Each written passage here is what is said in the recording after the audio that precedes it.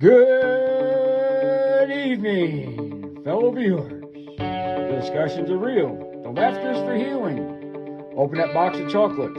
Grab an ice cream cone. It is time to sit back and enjoy the positively entertaining fun with our shrimp boat captain, our evening host, the bearded charmer, one, the only, the Guru Brando Show.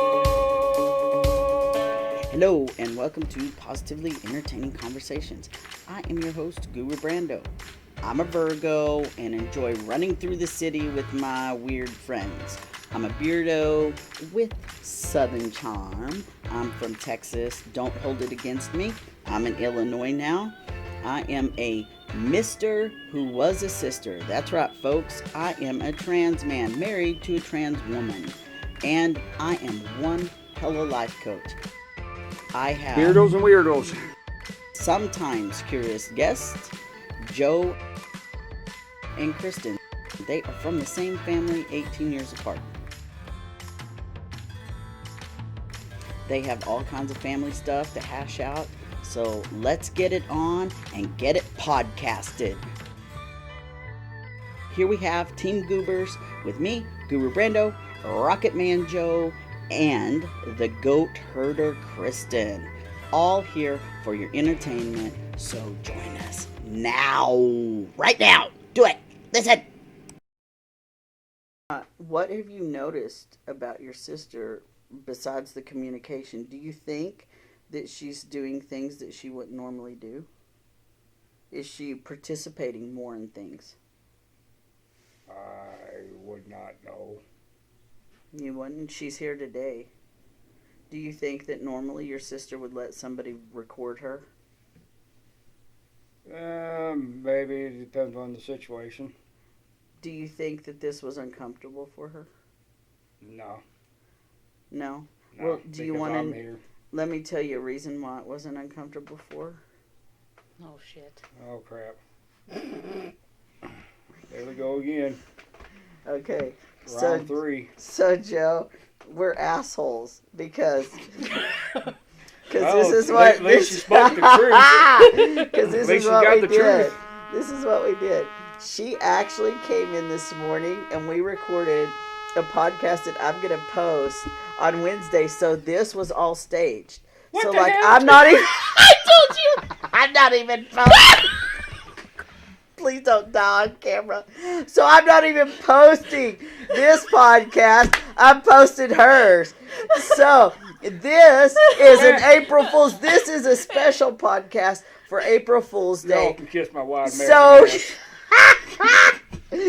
this podcast is going to be posted on April Fool's Day because you guys we took just me out got of your my ass. shit that I needed to do to play. Oh my God! I know this was so epic. It was like the You greatest thing. assholes. We got him. Oh, he wants his mommy now. He's like, y'all are too Fuck loud. that goat. So we got you. So she actually, whenever you texted me that you were I going to come figured over something early, was up because she was at my mom's earlier. I'm like, what the hell's she doing in Highland? but you didn't think the guru would get involved, and I did. I totally snowed you. So you know this So means fuck it, I can go home now. you wish. So that means that you and I have to plan to get your sister back. Yeah, right. Good luck on that. Oh, I've already got it. I already know what's going to happen. So we're going to get working on that. And then maybe this summer she'll get it. Maybe it'll be at the end of the year. Oh, But goddamn. I'm in it for the long game. So we're going to get her long game. So just be concerned. I ain't just gonna be trust any concerned. of you cocksuckers. That's old me, Joe. That's old me. I'm a much more adjusted asshole now. So that just means that I won't be as evil. Mm-hmm. But I still think that it's I brought funny you a as damn crap. soda, you asshole. You did, I know. I almost felt like shit for a second, You but should. then I was you like, should. no. 44 ounces of shit. I know, it's so good too. It's like the best one. Oh, that's so awesome. But at least we have this content because, and here's the big kicker. Joe, get ready for it. Look straight at the camera so they'll have your reaction when I tell you this. You too, Kristin, right there. Okay, so the prank that Kristin and I just pulled was we told Joe that the podcast that was airing tomorrow was going to be today, and he had to come meet, and so we could all do this together with the goat. But in reality, she came this morning. We recorded a podcast that I'm posting on Wednesday, and Joe's, the one we just did, will be posting on April Fool's. Okay, so here we go. When Kristin and I recorded, I did not have my music on. Well, I had it on, but I had my speaker turned off. Never before has this happened, but whenever I went to play back our recording, in the background is the music, and it's loud. You can barely hear our voices. And so, I know, and so in listening to it, Beth came in and she heard it, and she's like, oh, look, you got April Fool's joked on by the universe. And it's like, it does kind of figure. We did have some good stuff, and I'm going to try to salvage what I can, but I hope it don't work. I knew you were going to say that. So, Joe, we might have gotten pranked by the universe and you anyway. But I'm hoping to salvage it. If not, the one that comes out on Wednesday, our voices are going to be quiet and this music's going to be loud. But I'll try to work it out. But this one was pretty good, especially that last part, where you got owned by us. Lovely. You gotta admit it was pretty good. So it was difficult for me to keep asking you if that was her whenever she pulled up, because I knew that she drove a truck. Because we even went as far as to make sure that she parked in back so you didn't accidentally drive by and see her here. Whatever. But Freaking circus of the clown. Okay, so I already am paranoid. I know what this shit means. The Hesses are about to kick my ass at something. If you don't see Guru Brando in about 2 days, there'll be a hole dug out here with a shovel. I'll bury his ass. Seriously, I can see it now. It's just you and Beth doing the podcast all of a sudden, and people are like, wait a minute, did Brandon transition again or something? What's going on? Here comes a new bearded charmer. Yeah, right. Oh, so you're trying to bump me off and take my place. That's what it is.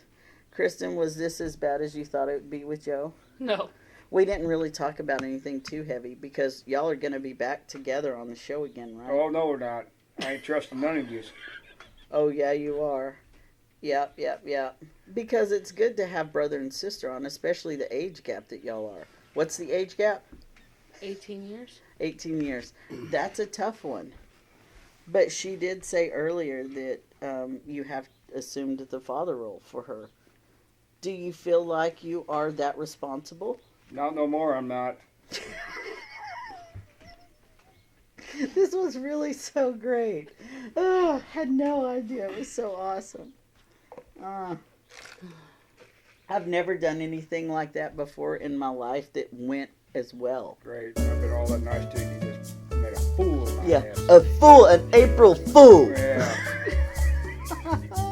Play me the fool. It was a good one. You pity the fool. There I you pity go. the fool That now. was B.A. Baracus. Yes. Oh, see, we are brothers from another mother. I'm gonna have to It think was about that too. Okay, so maybe your mom's not as evil as mine was. How about that? We're brothers from a different mother, so at least, we've got something good going for us. You have an evil streak too, so shut up. Oh yeah, don't worry. I'm thinking about planting your ass someplace. Yeah, you know what he's gonna do? He's gonna spit in the soda next time. So I'm not ever gonna let him bring me another soda. I'm gonna go get a damn bat and release it. Oh my God! Stop with the bats. I can't. Okay, so Dad came in and told me that there's rabid bats. Oh yeah. So, shut up. Okay. Nope.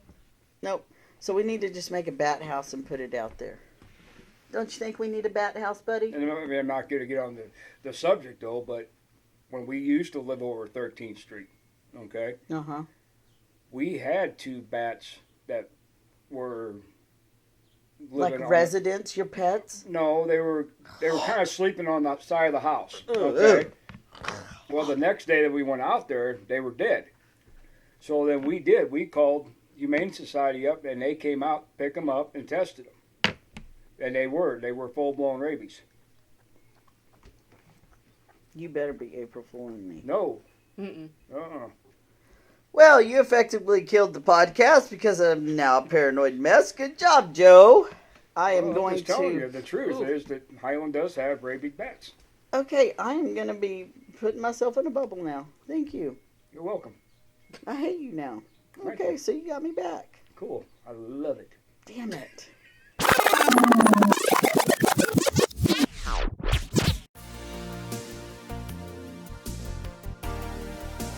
So you realized when you watched the podcast and I talked about how your dad chose to not be well. He chose to continue to be sick. How did that make you feel? It made me feel sad because I didn't have that amount of time that I wanted with him. You know, he could have went and got it fixed, whatever was going on. Yeah. You know, he could have went and said, okay, well, let's get this fixed, but then he decided to stay sick. So what makes you continue to smoke? To relieve that stress. Because you have a belief in your mind that smoking helps you to not feel stressed, right? Mm-hmm. So how did your dad die? He died of a stroke. I think that's what killed him, was a stroke. A stroke. Okay, so something in his circulatory system. You can say stroke or heart attack. Usually it's about the same. So what was his main issue, his main health issue? He had a quadruple bypass. Okay, so see, he had heart issues because what was his weight? How big was he? He was about 5'10", 275 maybe. Okay, so he was a big guy. Mm-hmm. Okay, so did he eat fatty foods? Did he? Yeah. Yeah, So we know yeah. that he did. You know, so Yeah. I'm just beating a dead horse here. So he had poor health habits. Mm-hmm. He didn't take care of himself. How old was he when he died? 63 or 63.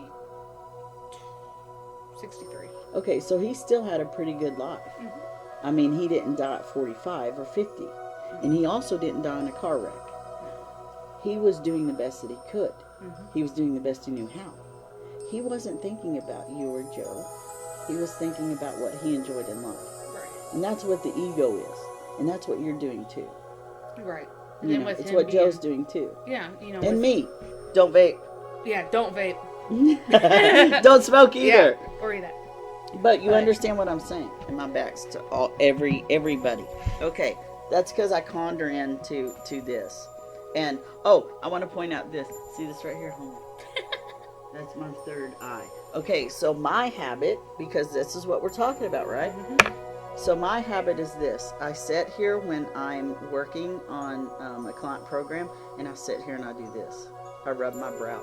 So I have a pressure sore right here because for 2 days I was working on a program. And so I was up overnight and it was stressful. And so, yeah, so Beth, my wonderful wife, drew the little third eye with a star in it because she loves me. And I dressed up for you. You wore tux. I did wear a tux. You wore a and tux. I don't dress up for just all my clients. So, just so you know. Haha, hear that, Joe? He dressed up for me. That's right, I don't ever dress up for Joe. Maybe I will. Maybe I'll dress up for Joe today. Because we are doing something evil. So, here's the deal. Because we're talking about bad habits, one of those bad habits that we have is trying to get one over on our siblings. And so this is what we have planned. Joe is planning to do the podcast with us this afternoon, but this is her podcast. Now, April Fools, we're going to post Joe's podcast with her. But today, this week, on Wednesday, the 31st, right? So the day before. Yeah. So Wednesday, this one is going to post because today's Monday. So he'll have no idea. And we're going to continue to talk a little crap about Joe. And then we're going to record with him and tell him all about this. Okay, so the pressure thing right here that I have is covered by this Band-Aid. And because it looks gross. So if this is offensive to me, I have to assume it might be offensive to someone else, right? Right. Okay, so we were talking about your fingernail things, Mm-hmm. and you picking at your fingernails. That's a stressor thing that you do. Mm-hmm. Okay, who has noticed it besides you? Because it's not like a third eye. Right. Not everybody looks at your hands and you can cover them up, right? Right. So who else has noticed it my mom. What does she say? She goes, quit that. So she's trying to tell you that's a poor habit and I want you to stop. She does. And then she's like, Kristin. So And why then don't she you looks just down. stop it? What makes you keep doing it? It's a stress relief, almost. But I'm trying to break the habit, so I do my own nails, and then I don't have to worry about, if I do have to itch, I itch. I don't break open. Okay, so it's all about the sensation. Yes. Okay, we have to look at them now. Okay, so sensation. What sensation are you getting when you do this? What does it do for you? Because you say it relieves stress. Mm-hmm. Why is it itching? Why would you do it when you're stressed? It's just a habit that I've had. Do you see how many excuses you have? I have a lot. Okay, so it's itching. It's itching. So if it's itching, stop doing it. Stop getting fake nails. I don't have fake nails. Mine are great. They're dirty. Don't look at them. Okay, so why do you get fake nails? Tell me right now. Because that's the problem. You say that they're itchy. But if I don't have these on, it actually breaks open my skin. Oh, okay. So you have the fake nails as a way to protect yourself. Yes. So you're spending money to protect yourself from yourself. Yes. That's cute, because all women do that. Yep. Okay, so what would be a better solution for you than picking at your nails? What could you do besides pick at your nails? Not pick at them. Well, thank you, Captain Obvious. I mean, for real. But what would be a substitute? Because you can't just take something away and not fill it in, because in your mind will go right back to the habit. So you have to replace the habit with a healthier thing. It's kind of like you don't want to stop eating chocolate cake because it's delicious, so you look for fat-free chocolate cake, right? But don't taste the same. It doesn't, but you still, do you want to die of diabetes? No. All right. So that's when you make that choice to either be healthy and comfortable with it or be unhealthy and comfortable with it. But either way, you have to find comfort. Right. So are you going to choose to be comfortable like your dad and not be healthy? Because that's what you're choosing. And it offended you on the podcast because you're doing it. Right. See, you're upset at your dad because he didn't stick around long enough. It's the same reason I was pissed off at my mom. Right. You know, my siblings are 6 and 7 years older. But guess what? No matter how long he lived, Joe would still have more time with him than you. Right. So why are you complaining about it? Ask yourself that truly. What are you missing? Because it's not time. Because time is relative to that situation. We just established. You're younger, so you automatically have less time with him. Right. So you're pissed off that he just didn't choose y'all. Right. I wish he just would have went and fixed what was wrong instead of, to me, just like giving up. Did you hear what you just said? Yes, I Fix did. what's wrong or give up. Do you see why you're offended by it? Yeah. And look, we're already recording. That was our we need to be recording thing. Later. So we're on schedule. Okay. So what do you think the number one thing is that's offensive to you about him not taking care of himself? Why are you offended by it, personally? Because he always preached to us about taking care of ourselves. So he was telling you to do what he says and not what he does. Right. Do you tell that to your kid? Yep. Mm-hmm. How's that working for you? Okay. Is it? Because it didn't work very well for him, did it? So the facts are this. Children do not learn from what we say as much as they learn from what we do. We talked about how you picked up the smoking habit. That was your mom. Mm-hmm. Your mom dealt with emotions by smoking. And you saw that. What was her way to let y'all know that she had had enough? She'd walk outside. So as soon as mom went to smoke, you knew she had enough. When else did she smoke? Was it just when she was stressed, or was it every hour on the hour, or when she was talking on the phone, or what could you witness?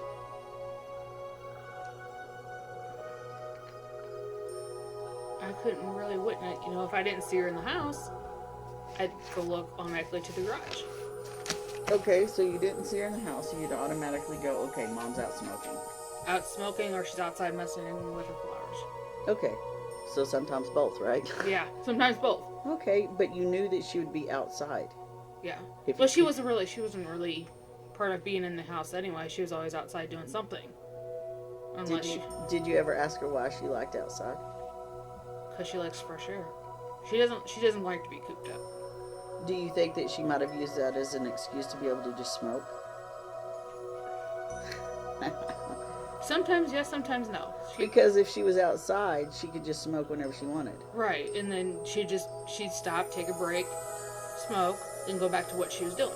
Yeah, but there was no, oh, okay, I have to do this in the house, and then I'm going to go smoke, and then I have to go back, and she can just have all her hobbies where she can smoke. How old was she when she started smoking, do you know? I do not know. Do you think she was young? Yeah. Okay, and you started smoking when you were how old? You just told me, so you can't lie. 17. Okay, so you started smoking at 17, and you were smoking the same brand as your mom. You didn't venture out on your own, and you learned it from your mom. You didn't learn it from your peers. Well, it was a little bit of both. Well, your peers may have reinforced it, but it first came from your mom. Right. You know, so she approved of smoking. Your dad did not approve of smoking. No. And he told you what when he found out you smoked? He said, I'd rather you not smoke in the car. Yeah, I'd rather you not smoke in the car. So he didn't tell you not to smoke. No. He just gave you instructions on where to.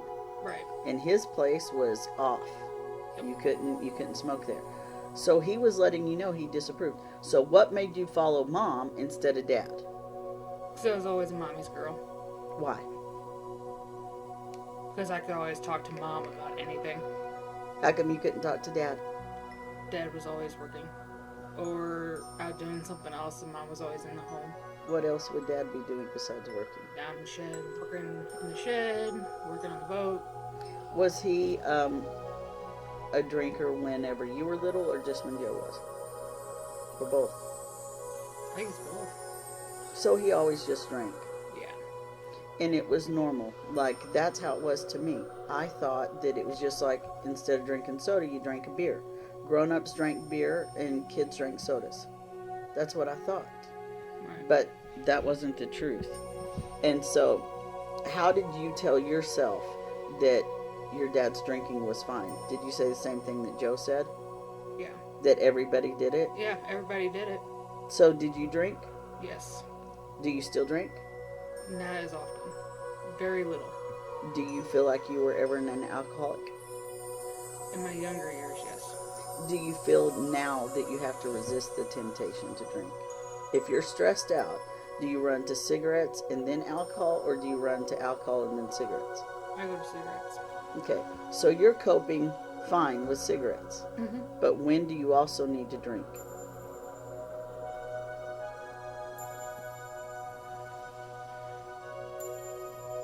It just depends on the day. I mean, lately... Is it wine or is it beer? It's wine. It's it always occasion- wine. Occasionally, you Bill. girls. Or beer. But Burr. Burr. Burr. But wine is kind of the go-to, Right. right? Okay. So you drink wine when you want to unwind, Mm-hmm. and you you smoke whenever you want to get moving, Right. because you know nicotine's a stimulant, alcohol's a depressant, Mm-hmm. right? Okay, so what's the balance? What do you do when you don't have either? I don't know. Yeah, it's because you've never done it, right? I haven't done it, no. Okay, so that's where we want to get back to, is we want to see what you could replace either of those with. So that means you have to look at yourself. So first thing I want to do is, you are very creative, which is one outlet that I believe would be good for you instead of smoking or drinking or eating crap that you shouldn't eat, because that's how your dad died. Right. Your dad died because he had a shitty diet. Right? Right. Do you have a shitty diet? Yeah. I do too. Yep. Well, it doesn't help because of COVID, so... And we're using that as an excuse. Yeah, a lot of people are. Oh my God, I've been using it as an excuse for months now. And I am now 60 pounds over what I was. 60 pounds. I'm about 20. So yeah, I need to get my butt up, and I'm working on it. But, you know, baby steps, because I'm still a little paranoid. I haven't got my vaccine yet. Are you getting the vaccine? I'm already vaccinated. Oh, yeah, that's right. Okay. And so I have not gotten the vaccine yet. I want to have the 1 dose. But we'll see. I know. But they are taking, I've been trying to hit the appointment. So at least I'm making an effort. The kids are about to get vaccinated. Beth's about to. So then Kids? I'll feel, yeah, 16 and 17. My kids. When is that going? Oh, we got a little thing that said that from the hospital. Oh. Yeah. Well, that's news. The Madison County thing is open. So you have to, schedule. I'll show you. But I want to get to what I was saying. So because you're creative, you made me something very cool, because we're going to play a trick on somebody. So here is what you did. I'm so excited.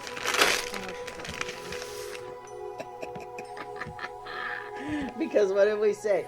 We said we are goobers, goofy goobers. So I have a Team Goober shirt, and this is exactly what I'll be wearing when Joe comes, because he'll have no idea that I've seen you. And as soon as he sees this, his antenna will be up. He'll go, how did she get that? And then he'll think that you just dropped it off, because that's what I'll say.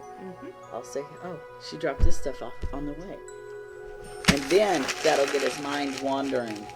And so he'll start to get paranoid, and it's going to be great. Yeah. Okay, you have a major insecurity, and I want to talk about that. Your major insecurity is parenting. And do you know why your major insecurity is parenting? Yes and no. Tell me why you think it's. Because I don't feel like I'm being the best mom I could be. Do you feel like your mom was the best mom she could be? Yes. You really do? Okay. Yeah. What kind of mom did you want?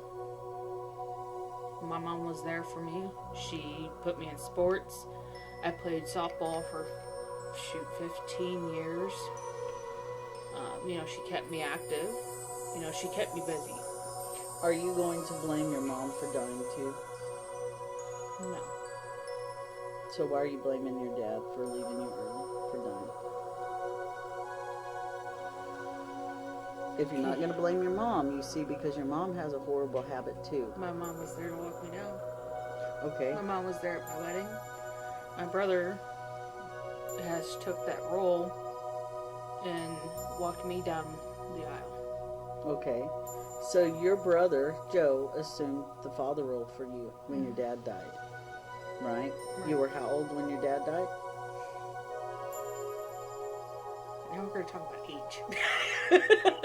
You know it. I was 19. So, okay, so we can say early 20s when your dad died, 19, 20, all right? So you've had a lot of years to look at how you feel about that, right? How you feel about your dad dying. That's why you blame your dad. When your mom dies, she already outlived your dad, so you don't blame her for leaving you, right? Because she didn't leave you first. What if she had left you first? Would you still be smoking? If she died of cancer, you'd still be smoking. Probably. Okay, and your dad dies with this heart disease and stroke stuff, but you're still eating shitty food. Yeah. Do you realize that you have to give yourself permission to not be your parents? Yes. And you also have to give yourself permission to be a better parent.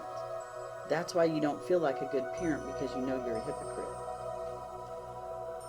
You don't want your daughter to suffer health difficulties. You don't want her to eat crap. You don't want her to be stressed out, so she goes to addiction, either alcohol or drugs, right? Or smoking. So you don't want her to make your same mistakes. Right. But you're still making the mistakes. You're a hypocrite. And that's why you feel like a bad mom, right? What if I told you that that's okay? That all of what you're doing is okay because you're making it okay. In other words, you don't have to be like the guru. You don't have to have organic meals and eat vegetarian, right? You don't have to do that, because that's not who you are. But what you have to do is exchange one poor behavior for a better one. And that's what's going to tell your child, that you're doing better than your bottom line. Right. Which your dad only did the bottom line, didn't he? He was a hard worker. He worked hard, not smart. Right. Because working smart says, I know what's best for me. I know how to follow the natural rules of life, right? Right. The natural rules of life say, I'm going to get back what I put in. If you're putting in bad habits, you're going to get back something bad, aren't you? Yep. So you can resolve all that. You're not a bad parent. You're just a parent. Every single mom feels like a bad mom, unless someone tells them that they're a great mom. You hear my dogs? Yes. I'm a bad dad. Switch. I'm a bad dad. Switch. Switch. Might switch. Oh, yeah. They don't know.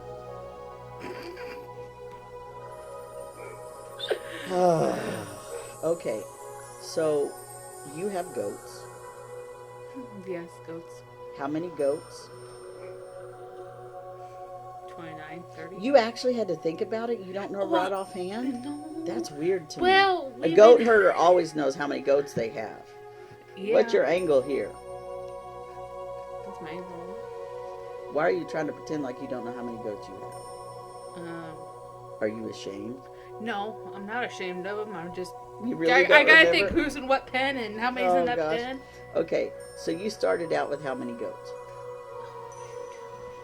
I think it was the original 6. How long did it take you to get to 30? Because we're calling it 30. Well, months or years? Weeks?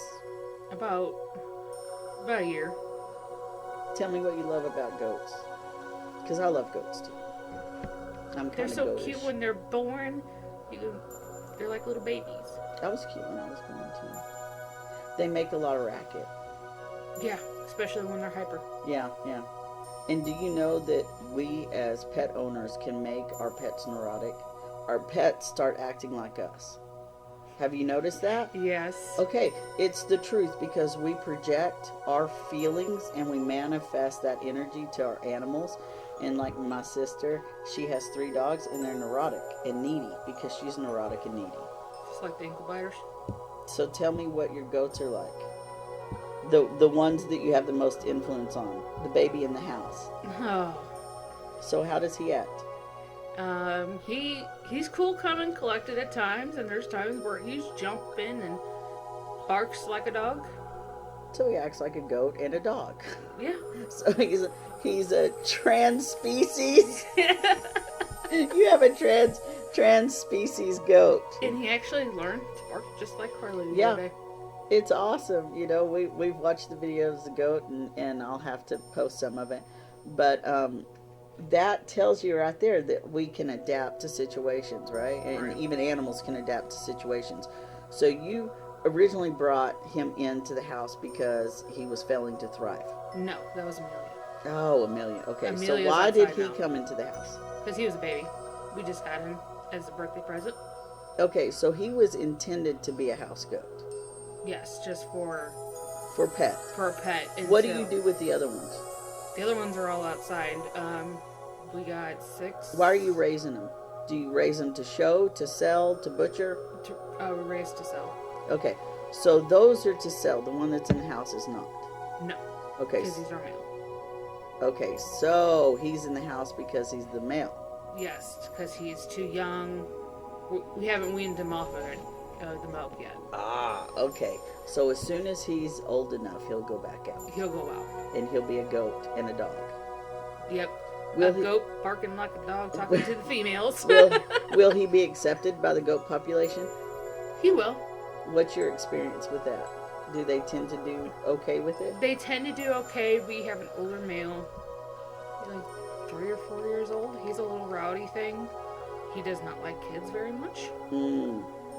So Yeah. when the kids go out to feed, my husband has to be right there with them. We had a billy goat like that too. But he's funny. I mean, I can go over there and talk crap to him, and he'll sit there, run around, jump on his hut, and jump Yeah, but off you know what? He's still a dick, though, right? At the end of the day, he Yeah.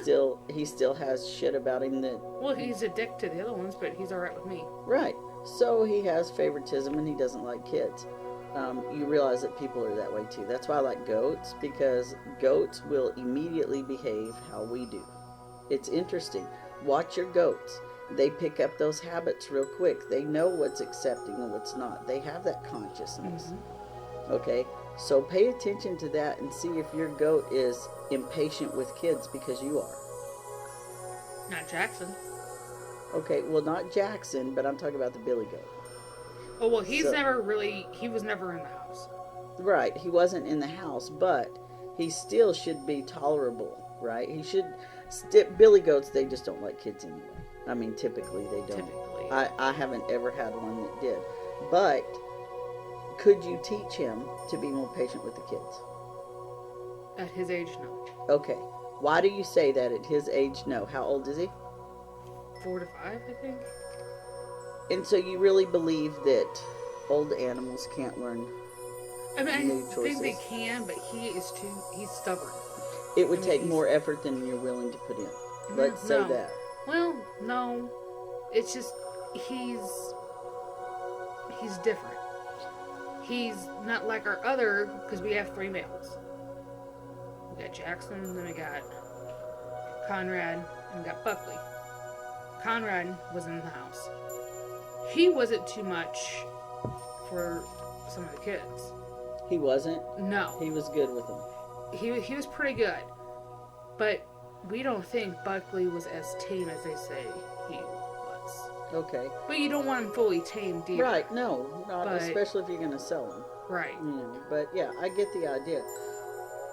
But the notion behind it is, do you feel like if it was worth it, if you had little bitty kids or you had grandkids, you'd probably want to put in effort to make sure that he wasn't hurting them, right? Right.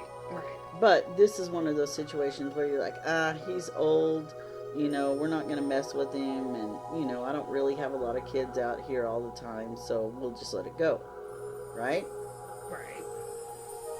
But we're encouraging the kids to come around and to still kind of be there, but he gets up on his hind legs and hunch. He does that with my husband, but he won't do it with me.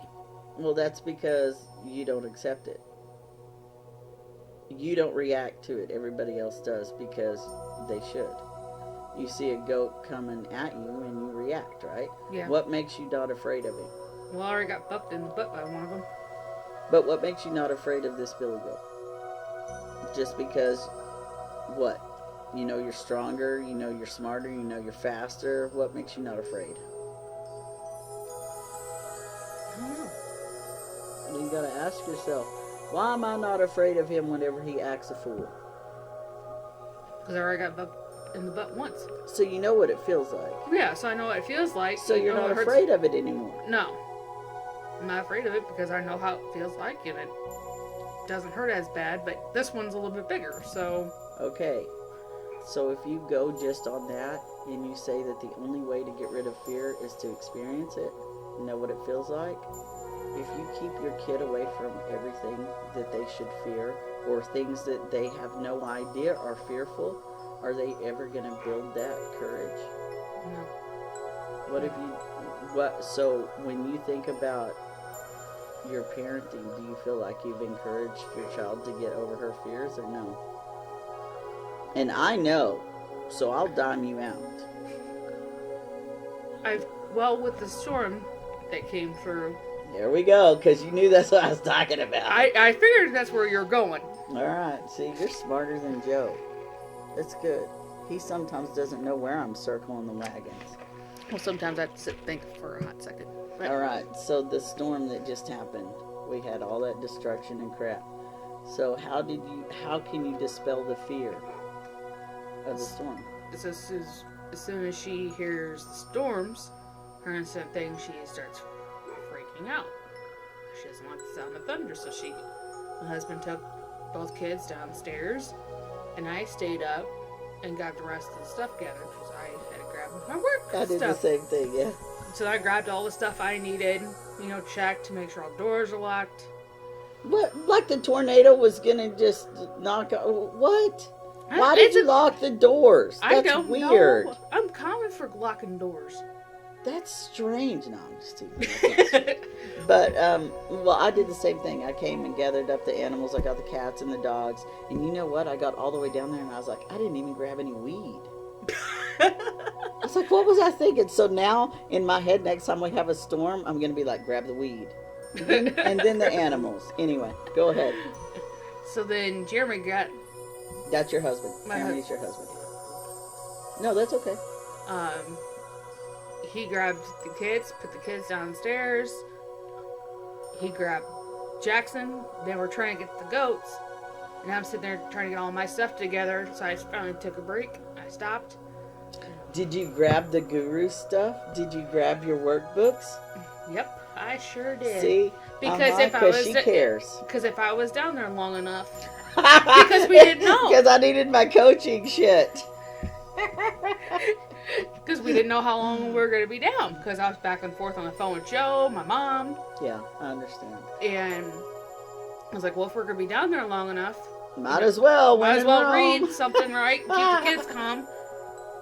That's good. That makes me happy. So y'all were down there and your daughter was expressing to you how afraid she was. What was she saying? What were the things she was telling you? She heard me say, Jeremy, sirens. Okay. And when she knows that word, which we really didn't think she was paying attention, and then she sat there and told us, Mom, are we going to have a tornado? And what did you say? I said, no, honey. I said, it's over on the other side of town. It's not by us. Okay. Now, did y'all have a tornado warning or watch? We were in a warning. Okay, yeah, we were in a warning too. And as soon as the sirens went off, because they go off, on the test, and they go off periodically. So my kids hear it and they don't immediately think tornado. Mm-hmm. It could be a million other things. So in this situation, we already knew because our phones went off and said that, we had a tornado warning. My wife told me and I was like, okay, we should probably gather up the kids. And then they started coming down because the big siren was going off. When you're not that far from one either. No, it's literally right there. And I said, okay. My son was super freaked out. Now, I already knew because I had been watching the weather. I'd gone outside and looked around. And I've been in tornadoes. I know, basically what the stages are. All that stuff. All the pertinent information. So I took him outside and showed him around and told him, what we could expect. And I was like, this is what's going on right now. Now, we were safe. So we just opened the door and stepped out on the front porch. I don't want people to think I took my 9-year-old out during, a tornado warning. But I did show him and kind of tell him what was going on. And I told you to tell your daughter the same thing, right? Right. I have a little swirly tube that has a little twister in it. We talked about that. And he's got some books that gives facts about tornadoes. So he is like all about tornadoes. But he still has that fear. So sometimes information's not enough, right? Right. Because they watch movies. Yes. Twister is Oliver's favorite movie. So your daughter has seen Twister, right? No. No. What has she seen that lets her know that storms are scary? Storm chasers. Okay, so Storm Chasers is one of those reality checks for a kid. Because they don't understand adult language and they don't understand adult anxiety or fear, right? Right. So what they see is just entertainment. But then they realize it's real because it's a reality show. Right? So they don't understand that sometimes on reality shows we make things more grand than they really are, right? Right. Because we embellish stuff. Even when we talk to each other, we embellish stuff. So have you talked to your daughter about how real certain things are on TV? Yeah. So you talk to her about special effects and how there's a sound stage and, that sounds are louder, because, or they're somebody chopping a cabbage instead of, the stuff actually happening instead of somebody getting beat up. Stuff like that. So she understands that it's not always what it appears, right? Right. I talked to you about that earlier because you said you have a fear hearing destruction like snapping and popping and stuff like that, right? Right. So you know that it's not always destruction, right? Right. Because a hammer can hit a wall. It can be put in a nail. Yeah. I'd still jump, but, it's just the noise. You don't know if it's destruction or if it's, like you said, hammer or construction, right. Right. So noise to you just equals bad. Disruption. Yeah. So you might want to think about that piece. Because noise, for some people, is just an indicator, right? An indicator of what's happening. Mm-hmm. So do you actually think about what's happening when you hear a sound? Sometimes. Like when a train goes by. Okay. Sometimes that's really loud, and some days you can barely hear it. When my dogs were barking, what did you think? It was dogs barking. You're around dogs. It doesn't shock you. No. So maybe the sound of the unknown is what bothers you, right? Right. Or you hear this loud screech in the woods. So it's just when you can't see it. Yeah. Okay, so that would be anybody's fear. Do you realize that? Yeah. People fear the unknown. Mm-hmm. So then your brain goes, what was that? Right? Yeah. Or what the heck? Do you ever listen with your eyes like this? Yeah, I do it all the time. I do too. Or I hurry up and jerk and turn around like, what was that? Okay, see, hurrying up and jerking, that's the wrong response. Mm-hmm. You know? And you have to say, why am I so triggered by sound? Especially unexpected sound. Were you abused? No. You were never abused at home? No. Were you abused later in life? Have you ever been in an abusive type relationship? Be honest. Be honest. Be honest. Come on. Yes. Okay. So do you understand then why you might be triggered by sound? Unexpected sound. That is something, what you did was exactly what I expected, because most women feel so disempowered and embarrassed that they were in an abusive relationship that they won't admit it. And I have to tell you, I've been in several abusive relationships as a woman, never as a man. What's the difference? Not a damn thing. It's just my choices that I made. Right. Because men can be abused too. Right. You know? And so I was living as a man in one of my relationships where I was abused. And it was a 35-year-old woman who was abusing me. She knew better, you know? Right. But the fact is, you're not being abused now. So why hold on to that? Why do you want to own that abuse and that trauma? Because contrary to what people believe, people think that in order to get over trauma or abuse, victimization, any of that stuff, that they have to go through therapy.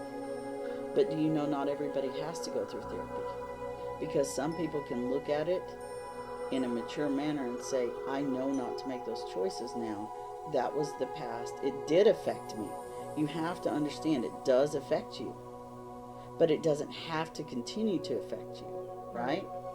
So if you can acknowledge how that affected you and what lesson you've learned from it, you take all the power away from the trauma. Just like this storm. You take away the power when you learn about it and you look at it. So if you look at the abusive relationship that you had, you know you're not going to be in another one because, one, you're not in one now. Right. And you have no intention on resolving this relationship with Jeremy, right? Right. You have a good relationship. Mm-hmm. So are you the abuser now? No. Okay. So if you're not the abuser and you're not being abused, then you need to teach your child not to fear the unknown. Right? Right. So how do you do that? How, when you're afraid, how do you say, without picking at your nails, what do you say that you can do? What's the first easy step for you? That it'll be okay. Own it. Mm-hmm. Own the reality. And that means if there is a storm coming and you can hear the destruction, own that shit and go, I'm scared because I should be. Shit's falling apart around me. I need to go to the basement, right? Right. That's what that means. Because that fear's not unknown. You hear a siren, right? Right. You hear the destruction, and your knowledge of tornadoes is accurate. Tornadoes are destructive. My knowledge of tornadoes is a little bit different. I see the destruction, but I also see the awe. Because I look at the science side. Because I'm a big nerd. Right. So or if my phone goes nuts. Yeah. Because sometimes we don't even hear them. So some more 9 times out of 10 I rely on my phone. Okay, so when you hear your phone go off, do you automatically become afraid? Sometimes. It's not all times, because sometimes it's just... It tells me but if you look outside and you know it's ominous, man... See, I thought I wasn't talking right. I'm such a hick. I'm such a hick, I can't make my tongue make vowels right. I've always been that way. God, that's my excuse. So I'm just going to talk like hell. Anyway, so if it looks ominous out, your experience is shit could hit the fan. Right. So when you hear it, you get afraid. Yeah. That's a normal response. That's Yeah. how you should be. It's how you react afterward is what tells your daughter how to react. Right. So when you hear that, you go, oh my God, get in the basement. No. What do? I talk calmly to her, otherwise she's going to go. Yeah, but then where you make your mistake is you show her that you're not really afraid by just wandering around upstairs and locking the doors for the tornado.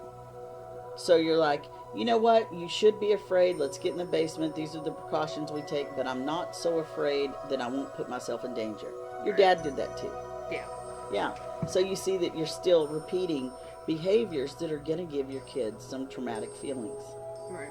So stop it. Damn it, stop it. Can you stop? Is that going to make a difference? There, you've been life coached. Stop doing it. I'm serious. Do you ever sit there and think, holy crap, he's right. I just have to stop? Yeah. Isn't it stupid whenever we realize that? Yeah. It's like, really? I've been doing that? It's kind of like this. Like right now, if I were like, man, I don't want to talk anymore. I'm done talking to her. I just want to go eat some food and go have a nap. I could do that. Right. I could just hit stop and I could tell you bye and I could go have food and have a nap. I don't want to, but I could, right? So what could you do if you had all the money in the world? What would you do? Who would you be or what would you be doing? That's a good question. Would you have 60 goats instead of 30? No. We have plenty of them. Would you have a new house, a new car? What would you get a new profession? I would probably go back to school. What would you do? Go to get my RN. So you would, if money were no object, you would go get your RN. Yeah. So why are you not getting it now? Just money? No, it's just... Tell me, come on. Talk.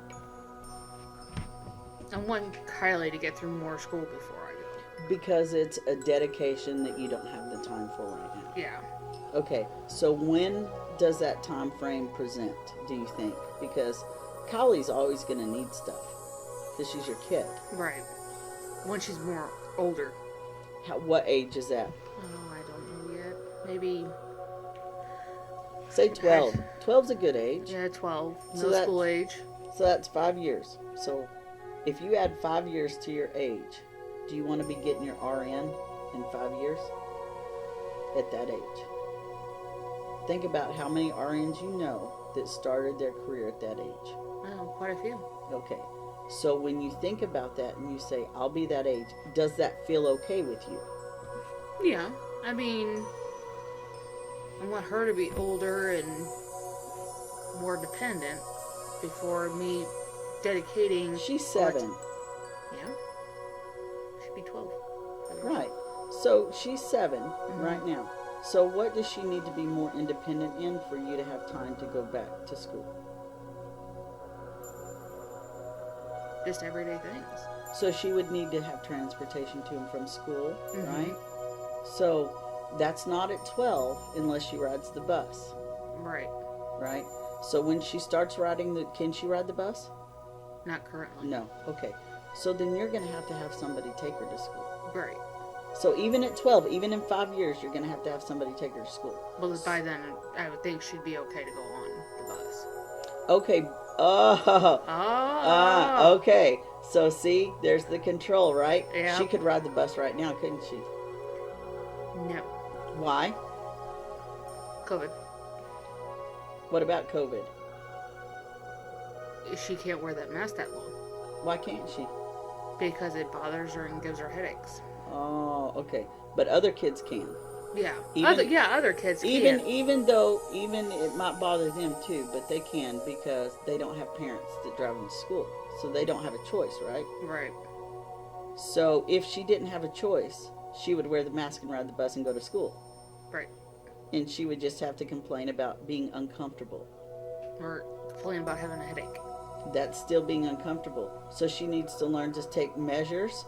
First of all, figure out why she's getting the headaches, because that's not normal.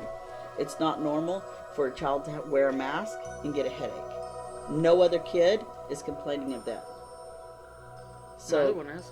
Huh? My other one is. Well, that's your kids. Well, fine. Kid. Okay, what other kid? Jeremy's son. Okay, so you see, both in the same family, both the same ideas. Okay, so they got it somewhere. If they're getting headaches and they're uncomfortable wearing the masks, then you need to take them to the doctor because that's not normal. Because masks don't cause a headache. If you know how to breathe, you don't get a headache. So it could be she might be sensitive to something in the mask, a chemical in the mask that might be giving her a headache. But I suspect it's uncomfortable, so she has to have a reason not to wear it. Kids make excuses just like we do. Right. That's a fact. She damn sure can wear that mask and ride the bus to school. But Mom doesn't want her to ride the bus to school. She's not ready yet. She's too young. Especially by herself. Okay. How many kids are riding the bus at her age right now? I don't know. Exactly. Maybe you should look. Maybe you should look and see at what age kids ride the bus. Because my kids have ridden the bus. Much younger than that. My daughter actually was sitting on the bus and pretended to fall asleep so she didn't have to get off. But then she realized that she was in trouble because she was the last one on the bus. Nobody else was there. And so then she had to speak up. Being on the bus they learn that they're not in control of the situation. That somebody else is. They have to be uncomfortable letting someone else do something for them. I'm not ready for my kids to ever ride the bus because I can't stand giving up that control. However, it was important for them to do it because they all wanted to. Right. Everybody wants to ride on a bus. It's some weird thing that we have. I don't know why. But they did. So don't take that away from her. You're taking that experience away from her. But she don't want to ride the bus. That's because you've given her that fear. Yeah. She has no idea she doesn't want to ride the bus. She's just nervous because you give her an excuse. Oh, I know you're shy. Oh, I know that you can't handle that. Oh, I know you can't wear the mask because it gives you a headache. That's okay. Stop excusing her poor behavior because you have it. Because you realize that that's what you do, right? Yeah. If she's doing something that you do, you excuse it because as long as you do, you can excuse it for yourself. So what's your excuse? What's your excuse for holding on to that control with her? You said she's not ready, so that means you're not ready. Whatever you're telling to her is what you're telling to yourself. You got to remember that. If you call somebody else a bitch, it's because you feel like a bitch. Right.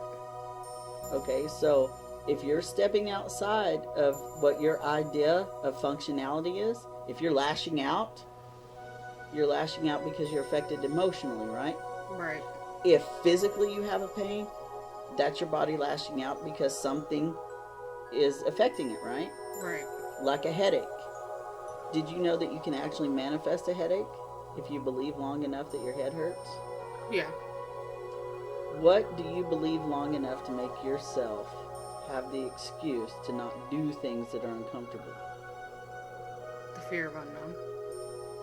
So you have to dispel the fear of the unknown and start learning about it. That's why you have such a resistance to learning in general. Like you told me from the get-go, and nobody else knows this, so I'm telling them now. From the get-go, you were like, you feel overwhelmed when it comes to something new. You feel like you have to take notes and you have to really absorb all of it, right? Right. Why do you feel like you have to get that info all at once? Like instant gratification. Why do you need it all at once? So I can learn it. So I can learn it at my own pace. So if somebody gives you all the knowledge, then you can take it and hoard it and do it at your disposal. Right. You don't have to involve other people. Right, because if they sit there and tell me, if they say, oh, here's a packet, read it, and let me know what you think. And that's exactly what I do. Yeah. Because I'm not going to hold your hand. Right. Because I'm not an enabler. Right? Right. Okay, but whenever somebody says, hey, here's all this crap, I want you to do it. What if I gave you all 4 workbooks at once and said, here's your personal growth program, work it? Would you be overwhelmed? Yes.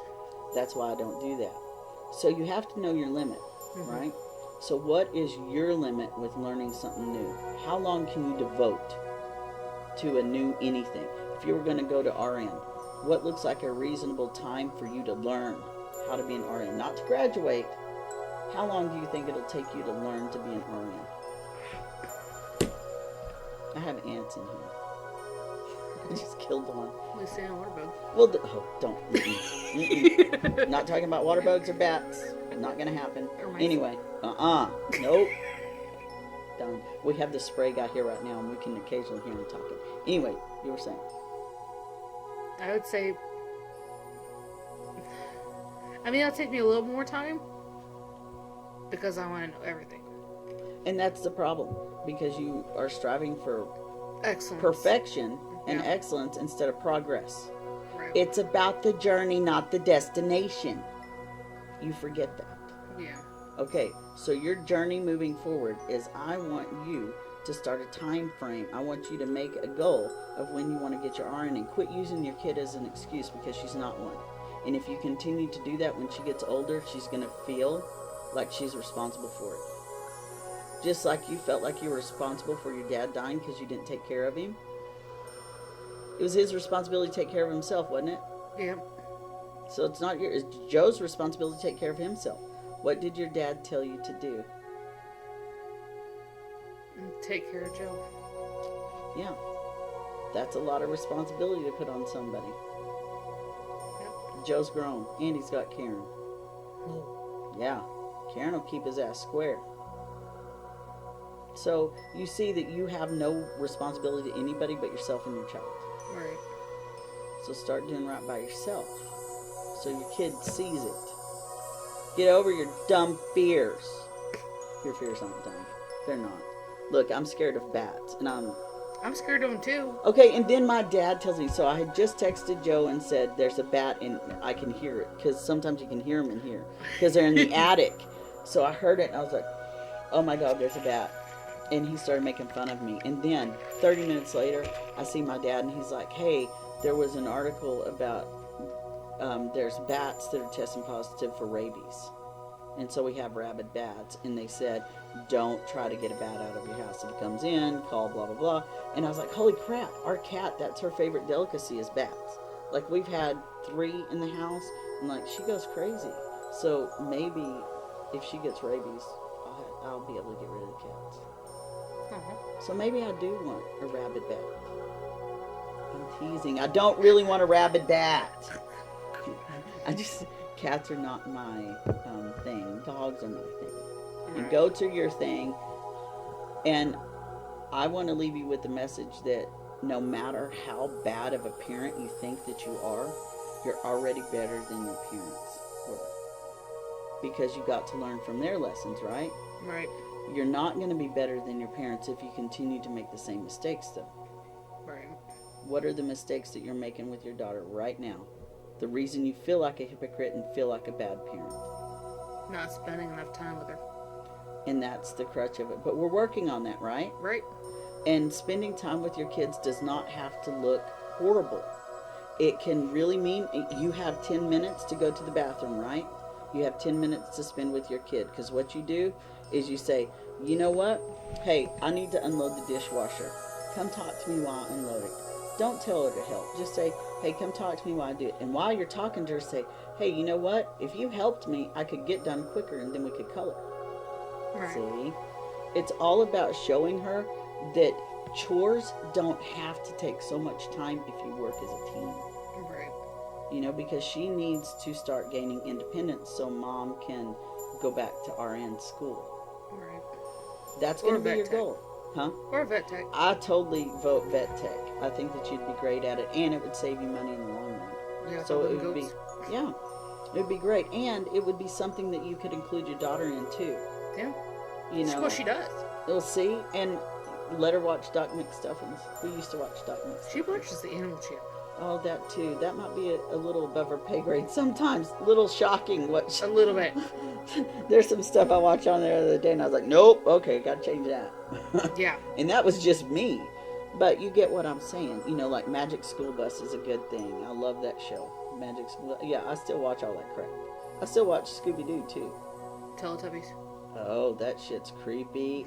No way. Nope. Not that. Not the Wiggles. That stuff is all like my or Booba. You weren't around for Booba, were you? Google that shit. That's gonna give you nightmares. Booba is what my kids were into. Creepy stuff. Mm-hmm. Were you said you were really nervous whenever you're coming to do the podcast. Now the fear of the unknown's gone, right? Yep. You feel like you could do a podcast again? Yeah. See? And that's what it takes. If you did this, imagine how great it's going to feel whenever you can look at your kid and say, this is what I did, now watch me. Watch me on TV talk about you. Yeah, she's already ready for it to go live. So what do you want to say to your daughter about your relationship with her moving forward? Mommy's working hard, girl. And you know what? Your daughter's working hard too. She just doesn't know it yet. Because she's doing what she's supposed to do. She's being a kid. Like I told you, sometimes you gotta let your goats be goats. Sometimes you gotta let your kid be a kid. But sometimes you've got to let your inner child out too. Right. And you can't do that. It's hard for you. Oh, I let it out the other day. Kylie was laughing. Oh, what'd you do? Tell me. Really? Yep. This is what we do. She told me to act like a goat.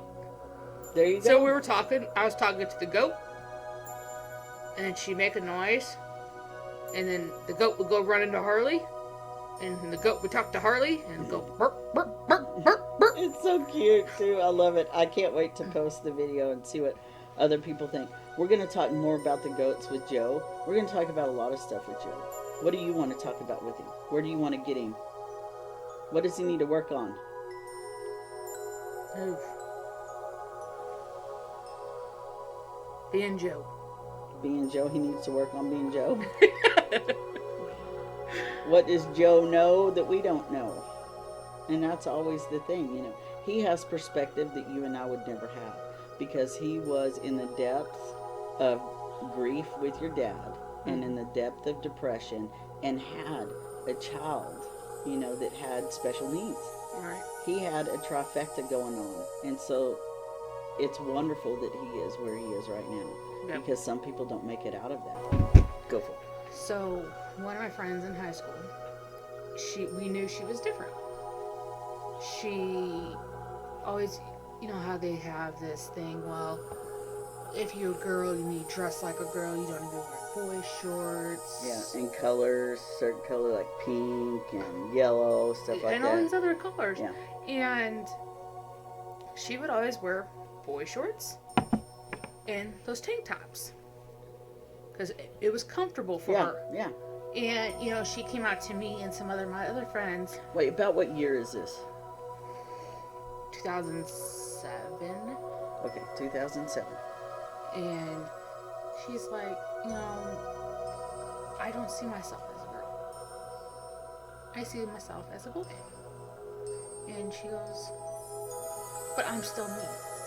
I just need to be what I think I need to be. Right. And what I'm comfortable with. So we all accepted her. You know, because, I mean, it happens. Yeah, I mean, you are who you are. Yeah. And so she started dressing, you know, like a boy.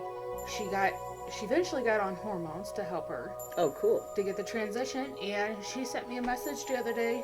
Because, you know, we don't really talk a lot. You know, friends out of high school, yeah. we barely talk. Yeah. That's a good thing, by the way. If you're not still talking to your high school friends, only the select few that, you know, have grown with you. Mm-hmm. And she changed, you know, she's getting surgery to remove her breast. breast. Yeah. You can say boobies, tatas, cha-chas. And she's all excited about it, and the hate she received. Oh, yeah. It sucks. Like, you know, it's like I couldn't imagine what you guys go through all the time. Because she gets a lot of heat. Yeah, you know, I think, and it's interesting, that perspective, because for Beth, it seems to be worse because people have this concept of why as a white man would you want to be a white woman or a trans woman? You know, why would you lessen your status, your entitlement? Right. You know, why would you be submissive and become a woman when you're already this epic man? And the reality is, it doesn't matter. There's no binary. For people like us, we don't think, oh, if I'm a man, I'm this. If I'm a woman, I'm this. I've never thought that. That's all social construct. So, it all comes from our influences outside. Well, I was lucky enough to grow up as a kid until I hit puberty. And then that's when my parents sort of swayed one way or another. But my mom was religious and my dad was too. So for them in that time, that's just what it was. That's how they understood things. And so I played that gender role for a while. If my parents had been more open-minded, would I have continued on back then in the 80s? Probably not. Because the rest of society didn't accept it either. Right. So it would have been a real struggle. People did it, though. Mm-hmm. It was possible. But for me personally, I couldn't see outside that. I couldn't see outside the family confines. And then I couldn't see outside the religious confines. And then I couldn't see outside of the social confines, which was my little community, my tiny little farm community. How could I possibly do that? So whenever we moved to the city, Dallas-Fort Worth area, when I was 12, I realized that I could do more than I was. And it took me 2 years, but then I left home. I was like, this is who I'm going to be. And that's why I left home. I left home so I could explore who I was in the real world. And so I've been doing this for a really long time, and thank God for my mom, because she taught me resilience. She was not always the kindest person, and because of that, I was able to be brave enough, I think, when I got older. It just took me to think, it's not about my parents. That was really the hardest thing for me to get around. And Beth, too. Beth would not transition. We had fights, yelling, screaming fights, because I would say, piss or get off the pot. Because she was making me lie to everyone. Because I might slip up in a conversation and call her my wife when everyone sees a man. Mm-hmm. And that's no-go in Texas. She did not feel safe in Texas. And so we knew that we had to get out.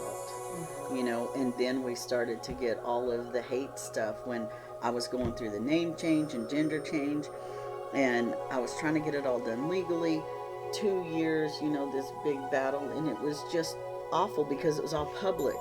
Yes, I set a precedent, but at the risk of, rejection from our community, Right. And so it became unsafe. But here, and it took a little while. And it was interesting, we first got here and people viewed two men. Moving into this house that's, an epicenter, it's right by the brewery and people take pictures there all the time, So it was of interest when there were 3 moving vehicles here, or moving trucks here, and unloading, people would stop. And they saw 2 men and a whole bunch of kids. They thought we were brothers. Never even occurred to them that we were actually together. They thought we were brothers. They thought that our wives had died or something, and we were just raising this whole bunch of kids. I don't know. We got all kinds of stories. So if you think about your friend from school, what is the story that you were telling before you realized what it was? Were you saying this person's a tomboy? What were you saying? Well, she kind of always dressed as a tomboy. Right. We didn't really kind of grasp it until it was getting to wearing, because we all had a sleepover one time, and we realized she didn't have underwear. Mm-hmm. She had boys' boxers. Did y'all assume that she was just a lesbian? We did.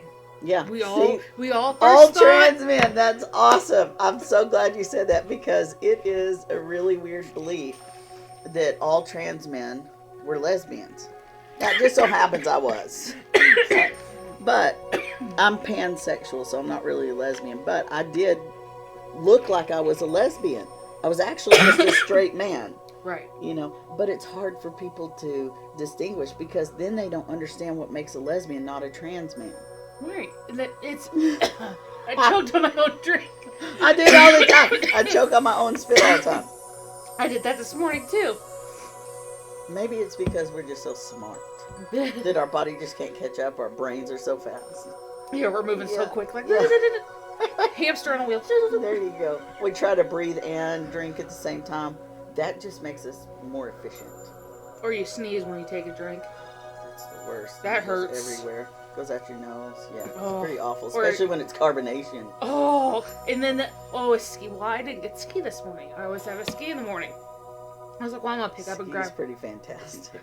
but not when it's nasty. Oh, what happened? Oh, was it old? It wasn't old. It didn't have enough carbonation. Oh, So a it's fountain drink. Yeah, it was Oh. flat. I always ask the lady, because last time I was just there 3-4 days ago, and I got a small one. I was like, it's just to do trips and go home. Took a drink, instantly out of my mouth. Well, you know, Moto Mart, they make pretty good drinks. They Yes, keep they up. do. And if you tell this really cool chick there, Karen, I wonder who that chick may be. I don't know, but she's pretty cool. She's kind of cute too. She got this cute hair. I love her hair. But if you tell her that the soda machine's messed up, she gets right on it. She's pretty good at her job. She is good at her job. Yeah. Especially with that power outage. I hear though that she's married to this nut job. Like, I hear that her husband is really, really nuts. Like, it's funny, people talk about him all the time. Primarily me. But, you know, I hear Right. her husband's a little... But you know that, because he's your brother. He's my brother. Anyway, the power outage. What were you saying? Well, with that storm that came through, Oh, did you see the path of destruction? yeah. Where is it? I don't even know. Oh, no, I don't know.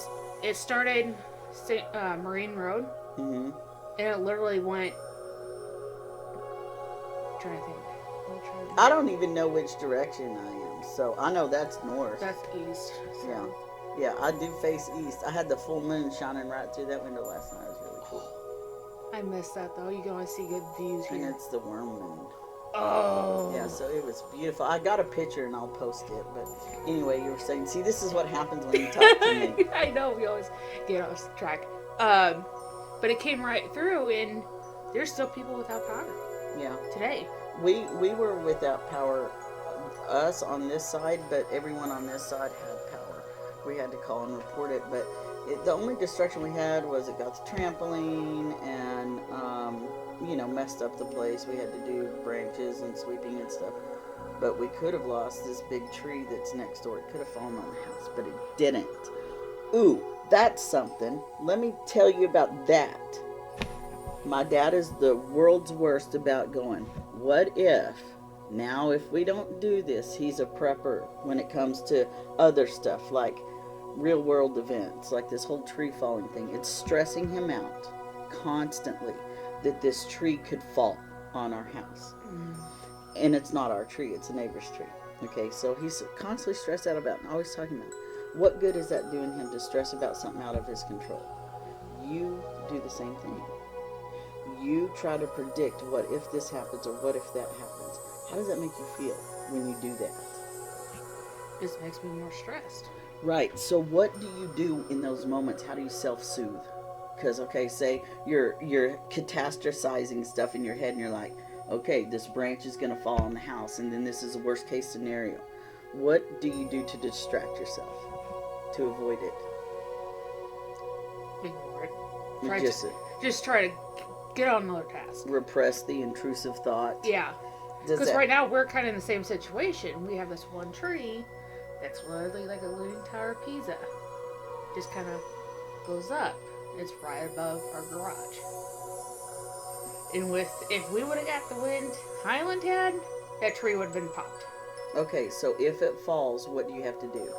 Well, insurance company, And then what happens? What's your deductible? $500. 500 I think. bucks.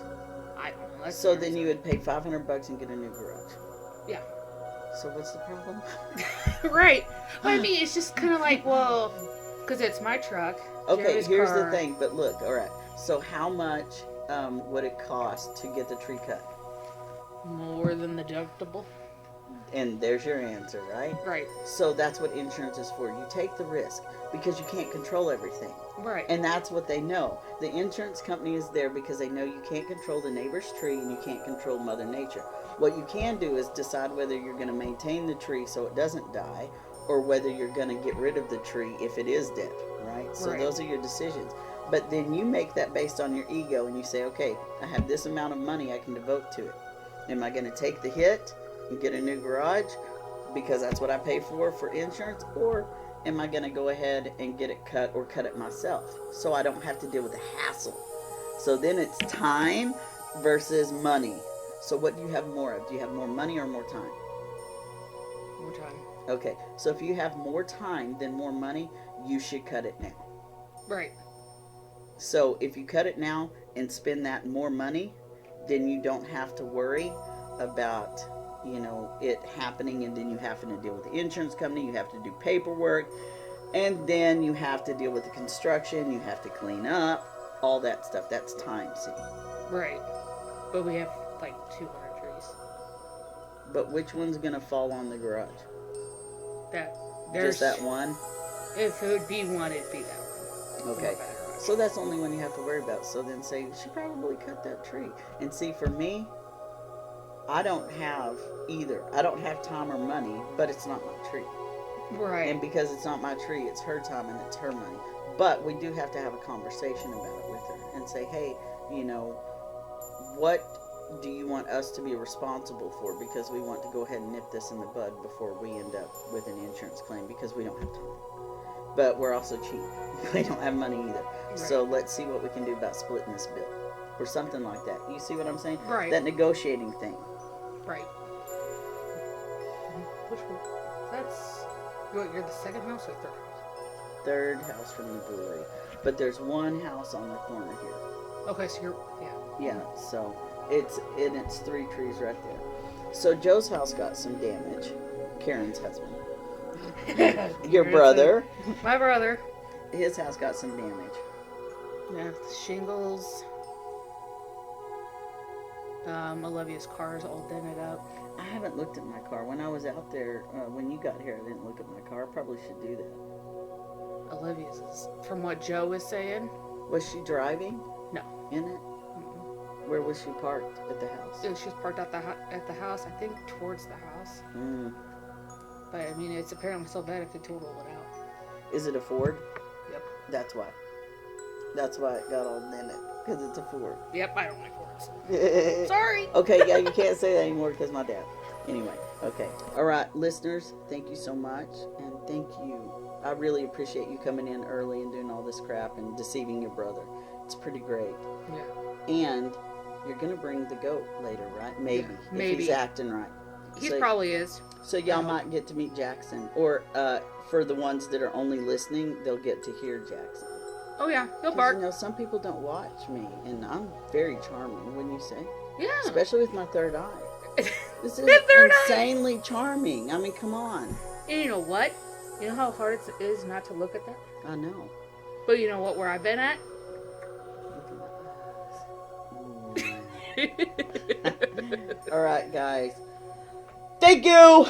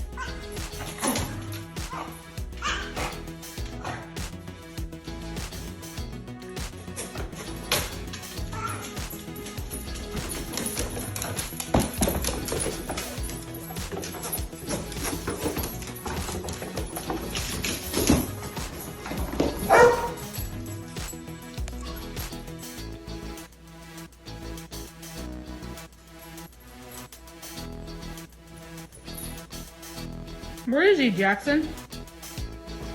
He's panting. Look, he's panting.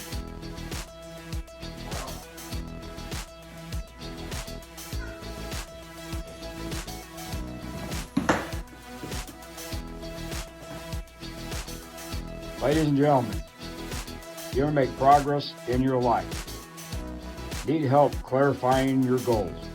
The help is here. Reach out to sgpathways.com for further information.